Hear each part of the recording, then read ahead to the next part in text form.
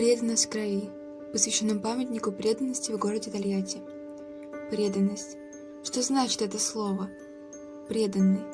Это слово было заимствовано из старославянского языка, где было образовано префиксальным методом от «дати» – «дать». Буквальное значение «передать». Значит, отдать частичку себя, возможно? Преданность, верность. В голове проносится тысячи мыслей, когда смотрю на тебя, верный пес, верный до конца, до темноты в твоих глазах, до последнего вздоха.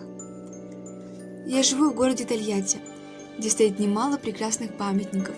Все они напоминают нам о том, что никак нельзя забывать. И иной раз человек пройдет, быть может, и задержит взгляд, и задумается. Есть памятники, посвященные победе, героям войны, основателям города, погибшим на войне. Но сегодня я хочу рассказать не об этом. Когда едешь по улице Льва Яшина и поворачиваешь на южное шоссе, ловишь на себе взгляд бронзовых глаз. Глаз скорбящих и бесконечно преданных, бесконечно печальных и глубоких. И если заметите их, то знаете, это верный. Для этого пса это не просто прилагательное. Так его назвали жители моего города много лет назад. Эта легендарная история до сих пор живет в сердцах тольяттинцев. Представьте, впереди жизнь, от которой ждешь ярких эмоций, впечатлений. Представьте большое счастье, которое вот уже впереди.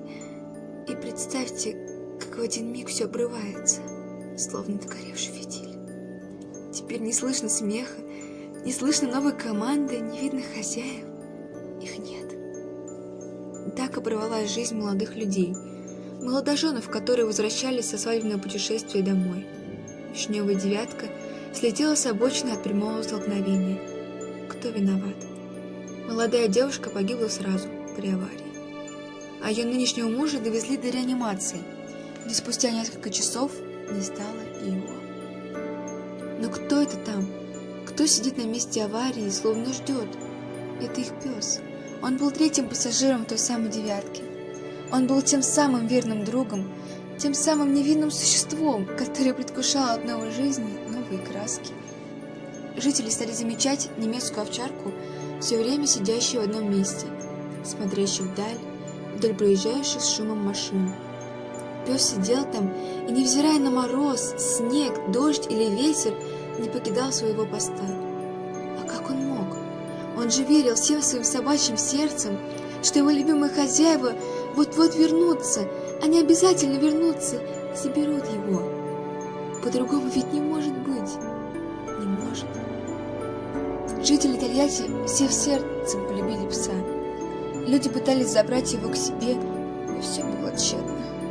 Он был преданным, он ждал. Клички его известно не было, поэтому в народе прозвали его Верный или Костик. Уменьшительное ласкательное от имени Константин, что в переводе с греческого означает постоянный, верный. Стали говорить, что верный кидается слоя на вишневой девятке. Тогда тольяттинцы стали подкармливать собаку, а зимой построили будку. Но верный почти никого не подпускал к себе, только принимал пищу. Думали, может, переживет, забудется. Но пес не ушел. Он хотел лишь одного – все 7 лет быть рядом. Все 7 лет он сидел и терпеливо ждал. Все 7 лет он надеялся. В один день все заметили, что пса нет на месте. Отправившись на поиски, недалеко в лесу нашли тело собаки. Оно лежало бездыханным. Говорят, что животные чуют приближение смерти. Так и Костик ушел подальше от своего места, чтобы хозяин не видел его мертвым, когда вернется. Ведь Костик верил в это до самого конца. Тольяттинцы сильно привязались к верному. Эта потеря стала утратой для всех. Погиб не просто пес, погибла легенда о бесконечной преданности в живых глазах, горящих без устали надеждой. Горожане решили в память об этой овчарке установить недалеко от места случившейся трагедии памятную доску, на которой было написано «Собаки, показавшие нам настоящую доброту и верность». С того самого момента пес стал настоящим символом города. Но такой щит постоянно сдувало сильными ветрами. после чего возникла идея возвести в честь такой верной собаки бронзовый памятник преданности.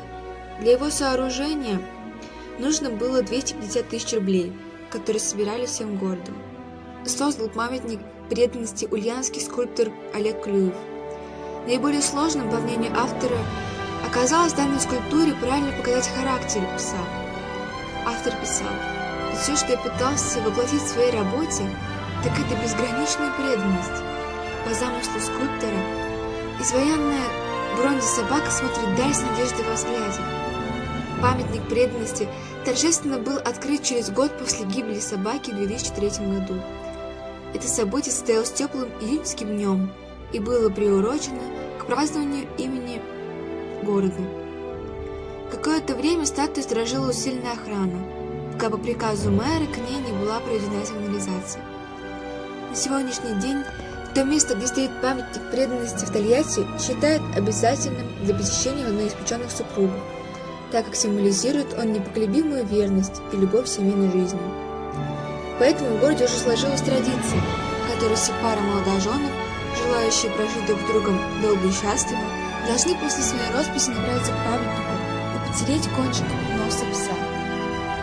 И теперь на обочине застыл уже не живой, а бронзовый пес. Скульптура высотой 1,5 метра установлена на гранитном постаменте, так что у проезжающих по Южному шоссе создается впечатление, что собака поворачивает в голову вслед проезжающим мимо автомобилям. В 2016 году был снят фильм.